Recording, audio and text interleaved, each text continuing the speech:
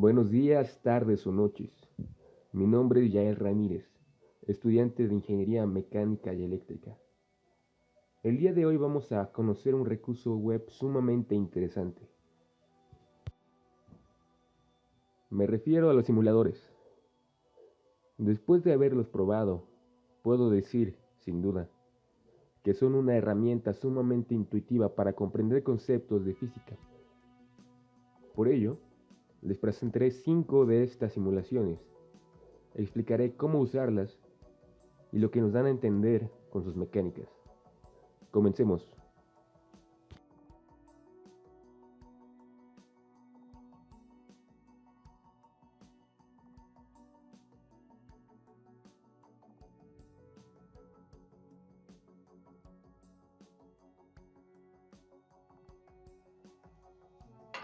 Como su nombre lo indica, esta simulación nos va a ayudar a entender cómo está formado un átomo, cuáles son sus características y sus partes. Vamos a empezar con la primera opción. Ok, para empezar tenemos 3 objetos que son protones, neutrones y electrones. Vamos a agregar un protón. Ok, cuando agregamos un protón, obtenemos un elemento. Y si agregamos otro protón, entonces obtenemos otro elemento diferente. Ok. Esta opción que nos indica si el átomo es estable o inestable. Como podemos ver, este átomo es inestable porque el número de protones es mucho mayor al número de neutrones. Si queremos que este átomo sea estable, necesitamos agregarle un número similar de neutrones. Le agregamos otro y ahora tenemos litio, me parece. Pero tenemos un átomo inestable, así que le agregamos otro neutrón. Y otro neutrón. Ok, ya estable. Otra cosa que esta simulación nos dice es si es un ion. ¿Ok? ¿Qué significa que sea un ion? Significa que está cargada, tiene una carga, un número de electrones mayor que su número de protones. Si aquí le agregamos un electrón y otro electrón y otro electrón, tenemos el mismo número de protones y el mismo número de electrones. Entonces es un átomo neutro. Pero si el número de electrones supera el número de protones, se vuelve un ion negativo.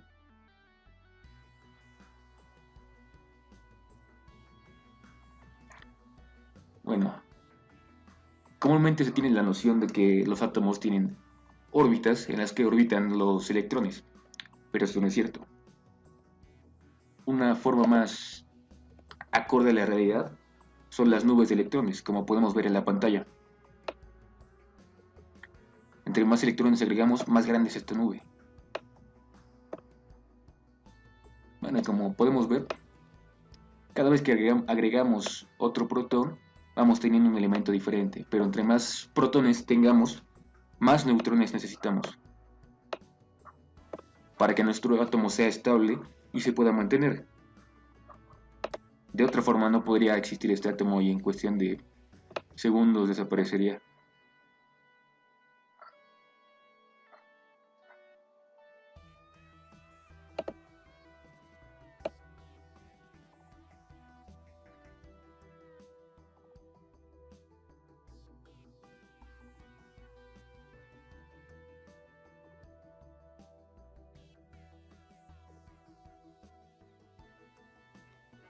Bueno, nuestra segunda simulación es acerca del efecto invernadero. ¿Ok? En esta pequeña animación podemos ver perfectamente cómo funciona el efecto invernadero de una forma bastante didáctica. La leyenda nos dice que los fotones amarillos son la luz solar y los fotones rojos son fotones de luz infrarroja. Cuando llega un fotón de luz solar al piso, siempre devuelve un fotón de luz infrarroja. ¿Ok?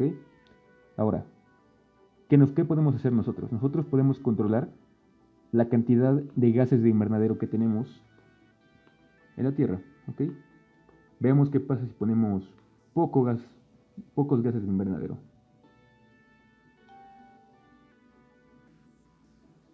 Vamos a poner la temperatura en centígrados. Y vamos a menos 19 grados. Ok, es bastante baja la temperatura. Menos 18. Ok, entonces la temperatura baja cuando hay pocos gases de invernadero.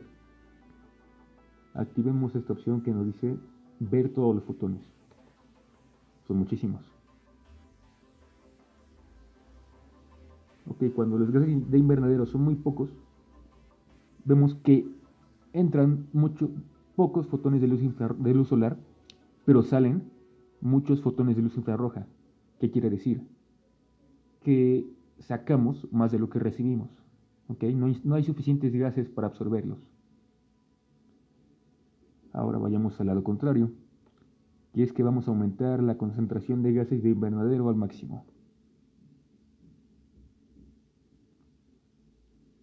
Va subiendo la temperatura, 10, 11, 12, 13 grados.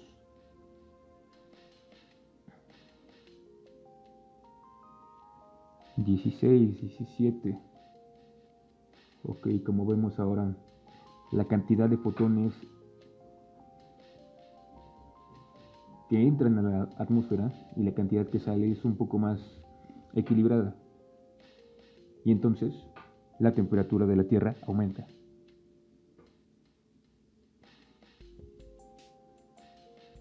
...22 grados... Bueno, no creo que suba mucho más de ahí. Pero con esto nos damos una idea de qué es lo que puede pasar si los niveles de gases de invernadero aumentan en la Tierra. Acá yo no puedo aumentarlos más, pero en la realidad sí que se puede. Y esto va a terminar en que la temperatura va a subir mucho más. ¿Por qué? Porque va a haber suficientes gases como para no dejar que la radiación infrarroja salga. Esta es una de los problemas del cambio climático y de la contaminación. Una forma muy intuitiva de verlo. Y de fácil comprensión.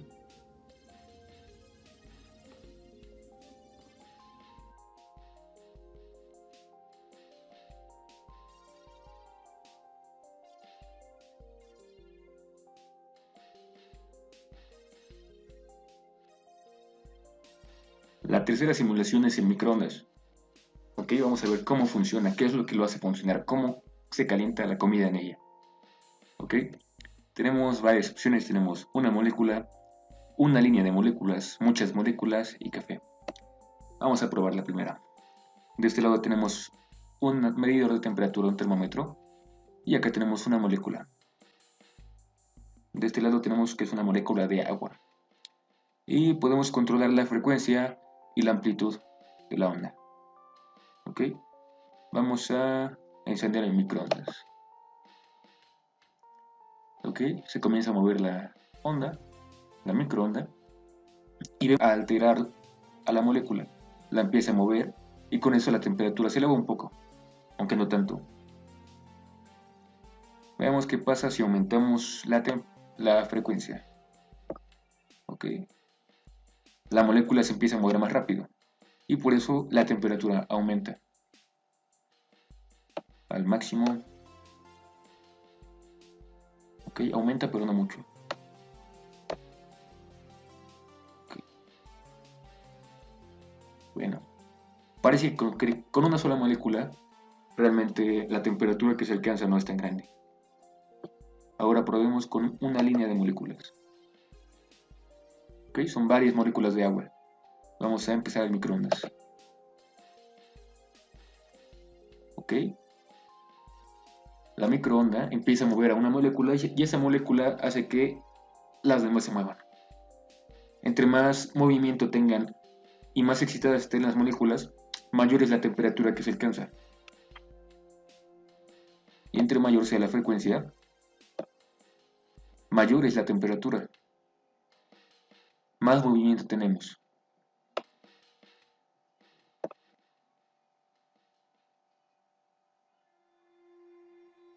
Como vemos, si la frecuencia es alta y la amplitud también lo es, tenemos que la temperatura se eleva muchísimo. Muchas moléculas, básicamente lo mismo. Y ahora comparemos cuántas moléculas tenemos en la realidad que no son comparables a lo que se puede poner en una computadora. Vamos a ponerlo.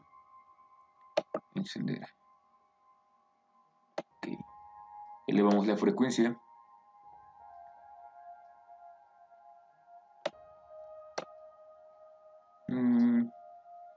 Parece que algo no funciona bien. Reiniciamos, ¿no? Enciende el microondas, ahora sí. Tenemos frecuencia normal y amplitud normal, pero al ser muchísimas moléculas, se empujan las unas a las otras y crean mucho movimiento.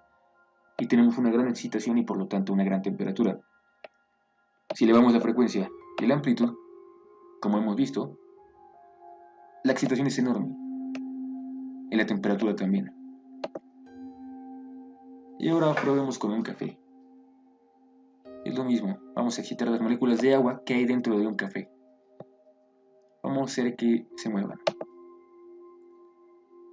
Comienza, las moléculas se mueven dentro de la taza y por tanto el café se calienta. Bueno, efectivamente, de esto aprendemos que el microondas funciona, calienta, excitando y moviendo las moléculas que hay dentro de los alimentos. ¿Ok?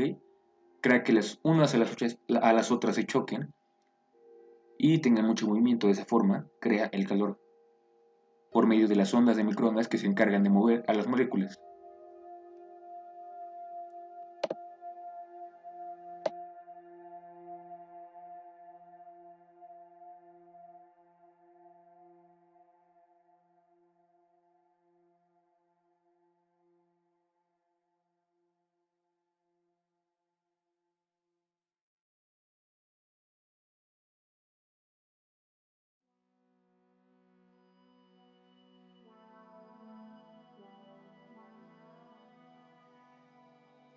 Ahora vamos con la fisión nuclear. ¿Ok? Fisión nuclear básicamente se refiere a dividir el núcleo de un átomo. En este caso tenemos nuestra pistola que dispara, me parece que neutrones, y tenemos un átomo de uranio 235 que parece ser un elemento bastante inestable. Cuando disparamos esta energía, divide el átomo y quedan unos pequeños restos. Las podemos ver ahí en medio. Estos pequeños restos de energía son los que se utilizan, por ejemplo, para las bombas o para obtener la energía en las centrales nucleares. Bueno, esto solo con un átomo, uno solo. Vemos que pasa en una reacción en cadena, que es cuando tenemos varios. Disparemos nuestra arma.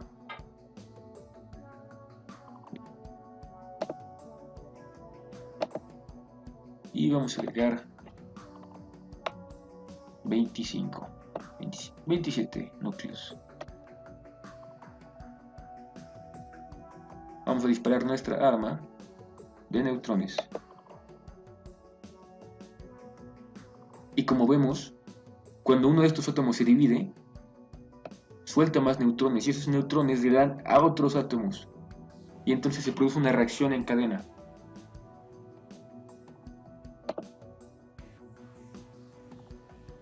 Vayamos con 100 núcleos. Dispara y hace que otros exploten. La cantidad de energía que se libera es enorme. Así es como funciona básicamente una bomba nuclear. Y ahora vemos el reactor nuclear. Vamos a disparar neutrones y acá tenemos nuestros átomos de uranio 235. más átomos, más neutrones disparamos, más se produce esa reacción en cadena y la energía en los reactores. De esta forma es que funcionan básicamente la fisión nuclear, dividiendo átomos y haciendo que estos átomos suelten pequeños restos de energía.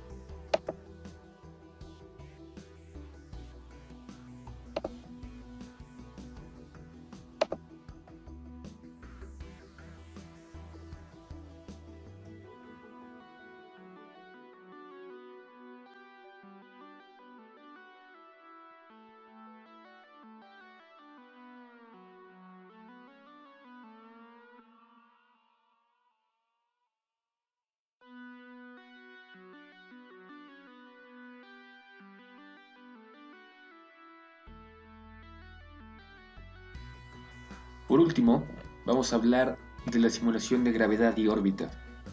Vamos a elegir la primera opción, que es el modelo.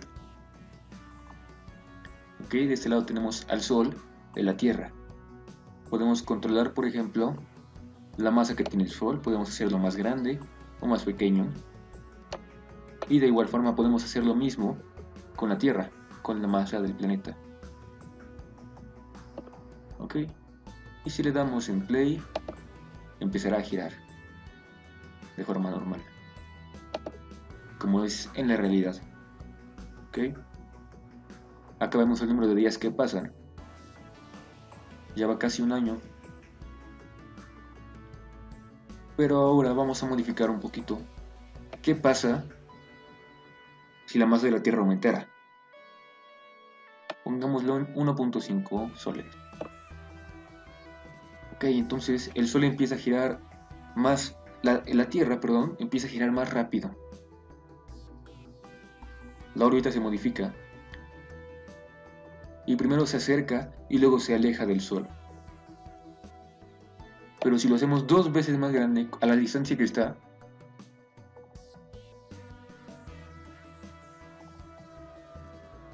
se acerca muchísimo al Sol.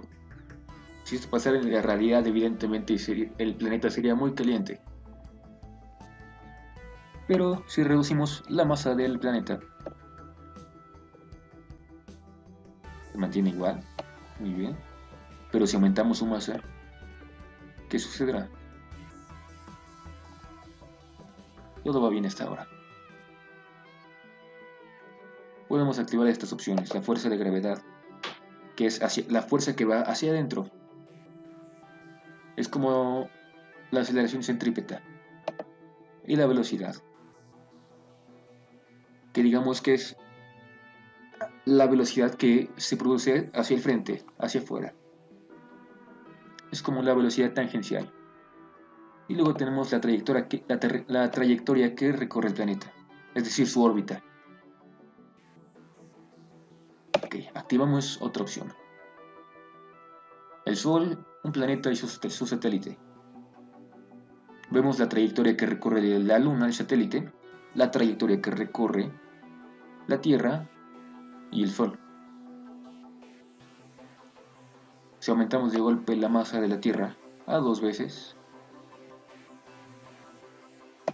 la Tierra desaparece.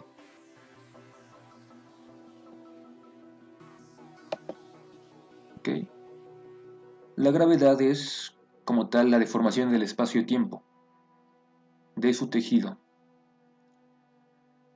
Entonces, al este tejido estar deformado, empieza a atraer a otros cuerpos. Es como si aventáramos una bola de boliche a una cama llena de canicas. Evidentemente, por el agujero que hace la bola de boliche, las canicas irían a ese agujero. Así es como funciona. Entonces, entre más masa tenemos, mayor es la deformación. Y entonces los objetos serán atraídos hacia a ese cuerpo.